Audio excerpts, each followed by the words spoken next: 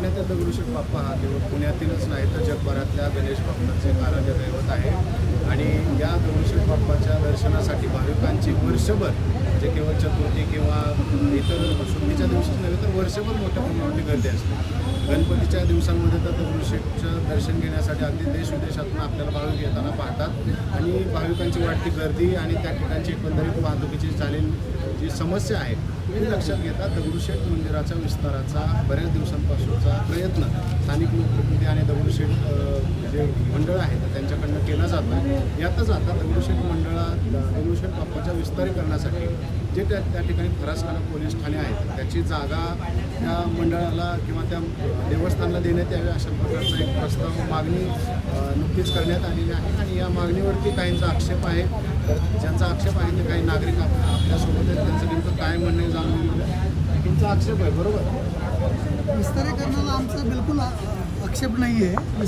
जागा द्यायला आक्षेप जागा म्हणजे विस्तारीकरणचा मुद्दा काय होतो की जागा कमी पडते, अपुरी पडते. ऑलरेडी तिथं टू व्हीलर लावायला सुद्धा जागा नाही आहे. रोज तिथं ट्रॅफिक जाम होती. बरोबर आहे, सगळ्यांचाच तो प्रॉब्लेम आहे. तर विस्तारीकरण व्हावं तर मोठ्या जागेत व्हावं म्हणजे तो पुढच्या 50 वर्षाचा विचार करून व्हायला पाहिजे अशी आमची मागणी आहे. कारण परत 10 वर्षांनी तो परत विस्तार करायची पाळी येणारच आहे जर तीच जागा ठरली तर.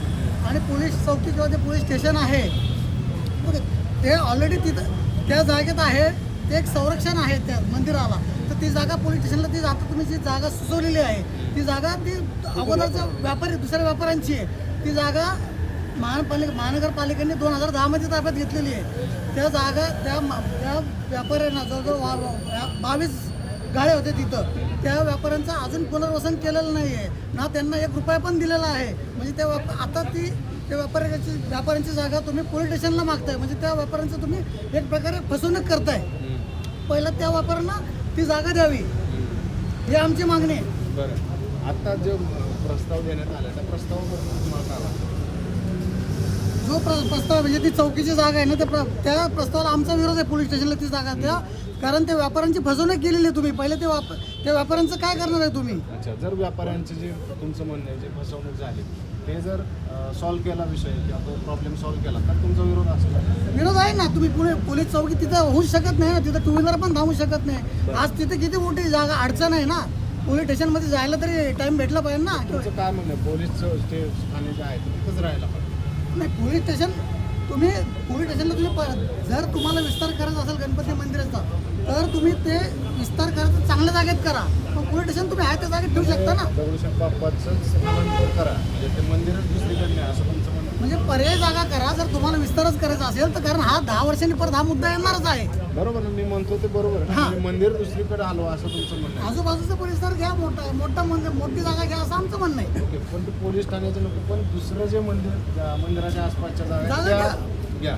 बरोबर, मोठी जागा घ्या, पर्यायी जागा घ्या म्हणजे भविष्यात परत तोच प्रॉब्लेम येता कामा नाही. बरं, विस्तारीकरणाला आमचा बिलकुल विरोध नाहीये. बरं, तुमचं काय परिचय? मी उमेश कुलकर, हिंदू महासभा. तिथं काय तुम्ही त्या भागामध्ये असता?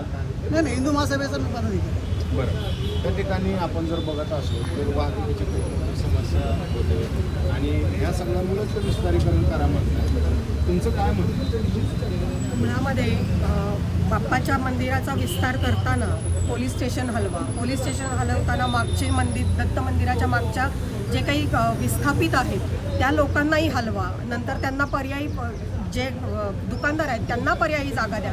या सगळ्या उलटपुलट गोष्टी होण्यापेक्षा सरळ बाप्पाचंच जर का मोठ्या जागी स्थलांतर केलं तर हे प्रश्न सरळ मार्गी लागू शकतात.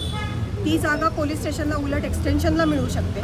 आणि आत्ता जे काही 2000 जवळपास 19 पासनचे जे विस्थापित ते दुकानदार आहेत त्यांचाही प्रश्न तिथे तो संकुल जे ऑलरेडी आरक्षित आहे त्यांच्याकडे मॅप दिलेले आहेत तर ते सगळे मॅप तिथे त्याप्रमाणे बांधून तुम्ही त्यांना त्यांच्या जागा परत द्या. किती दुकानदार आहेत? असे जवळपास 22 दुकानदार आहेत की ज्या विस्थापित आहेत 2019 पासून. तुम्ही त्यांच्याशी बोलला? अर्थातच आम्ही बोललोय. हा त्यांना दिलेला मॅप आहे की जो दाखवला गेला आहे की हा अशा पद्धतीने तुमची दुकानं असणार आहेत. हे त्या दत्त मंदिराच्या मागच्या बाजूची जी जागा रिकामी केली आहे जी आता पोलीस स्टेशनला आहे तर तिथे ते दाखवलं जाते. पण ऍक्च्युली ही जागा आणि ह्या संकुल हे सगळं मनपानी प्रोव्हाइड केलेलं आहे. आणि याच्या विरोधामध्ये अर्थातच हिंदू महासभा म्हणून वकील आम्ही जनहित याचिका हायकोर्टामध्ये दाखल करणार. तुमच्याकडे काय पर्याय आहे का जर समजा गणपती बाप्पाचं मंदिरच दुसरीकडे हलवायचं असं विषय आला तर तुमच्याकडे काय पर्याय? अर्थातच पर्याय म्हणजे नदीपात्रातला एक पर्याय उपलब्ध आहे. जे ऑलरेडी त्यांच्याकडे डेकोरेशनसाठी सारसबागेच्या समोरची जागा आहे, डेकोरेशनच्या ह्याच्यात 12ही महिने त्यांच्या ताब्यात आहे, मंदिराच्या ट्रस्टच्या ताब्यात आहे, ती पण जागा व्यवस्थित आहे. किंवा त्यांच्या दृष्टीने जी योग्य असेल, जी भविष्यामध्ये अजून एक्सपान्शनला जागा असेल, अशी कुठली जागा त्यांनी घ्यावी. आत्ताची जिथे आहे तिथे प्रचंड मोठ्या प्रमाणामध्ये ॲम्ब्युलन्स जाऊ शकत नाही, ट्रॅफिक जॅम होतो, विद्यार्थ्यांची ने-आण होऊ शकत नाही, सिनियर सिटीजनला तिथले जे लोकल आहेत त्यांना चालणं सुद्धा मुश्किल आहे.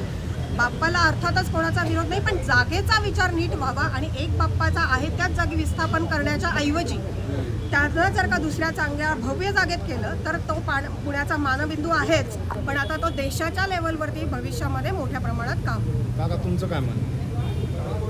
महानगरपालिका ही लोकांची फसवणूक करते. तत्वता मान्यता देऊन सरकारसुद्धा व्यापाऱ्यांची आणि भाविकांची फसवणूक करते. कारण असं आहे ना की दगडूशेठ हलवाईची जागा जर आता फरास खाण्याची जागा जर त्यांनी मागितलेली आहे ती सुद्धा जागा 10-15 वर्षानंतर कमी पडणार आहे. राजकारणी आणि सत्ताधारी हा विचार का नाही करत की ही जागा आपण मोठ्या जागेवर स्थलांतरित करावी. म्हणजे तुमचं असं म्हणणं आहे की हे जे आता जी जागा मागताय ही जागा पण भविष्यामध्ये अपुरी पडणार आहे. सगळ्या लोकसंख्या वाढते, वाहनं वाढत आहेत, पुण्याची परिस्थिती भौगोलिक आणि त्या पद्धतीचीच झालेली आहे. नदीपात्रामध्ये किंवा अशा एखाद्या ठिकाणी न्यावी तिथे 5-7 किलोमीटरचा परिसर दगडूशेठ हलवायला मिळाला पाहिजे आणि या दृष्टीने कोणी विचारच करत नाही. काय करणार नाही, हिंदू महासभा म्हणून आम्ही व्यापाऱ्यांची फसवणूक झालेली. ज्यावेळेस फरासखाना बांधलं गेलं तिथले व्यापाऱ्यांना विस्थापित केलं. मान्य मला, पण आता तुम्हीच सांगितलं की सत्ताधारी पण तेच आहे, बरोबर. महापालिका पण जवळपास मान्यता दिलीच आहे, पोलीस पण त्यासाठी तयार आहे. सगळे जर नगरी असेल हा वाद वाढवण्यापेक्षा हा तोडगा काढण्याबद्दलचा फोकस आहे, वाद नाही, ही नागरिकांची फसवणूक करून तोडगा काढला जातो. फसवणूक न होता जर तोडगा काढला जातो तर हिंदू महासभेलाही मान्य आहे. पण जर फसवणूक करूनच होणार असेल, कारण 2010 साली व्यापाऱ्यांची फसवणूक झालेली आहे. आता तिथे जे आहेत पदाधिकारी आहेत विश्वस्त जे आहेत त्यांच्याशी तुम्ही का नाही चर्चा करतात. आमची चर्चा चालू आहे, आम्ही निवेदन त्यांना दिलेलं आहे. आज मंडळाचे अध्यक्ष दगडूशेठ हलवाई त्यांच्याशी आमची चर्चा चाललेली आहे. काय म्हणतात ते? आणि आम्ही यासाठी महापालिका आयुक्तांना आणि कमिशनरांना दोघांनाही आम्ही पत्रव्यवहार करतो. तिथं पत्र भेटून चौकशी केली, चर्चा केली, चाललेलं काय म्हणतात काय? 2 दिवसात हा विषय आलेला आहे की फरास खाण्याची जागा दगडूशेठ हलवाई मंडळाला द्यायची. यानंतर ही प्रोसिजर सुरू झालेली आहे. आमची हिंदू महासभेची भूमिका मांडतोय. यानंतर आम्ही सगळ्या मंडळांना भेटी देणार की ही जागा चांगल्या ठिकाणी स्थलांतरित करावी. पण आता हा जो विषय आहे हा अनेक वर्षांपासूनचा आहे.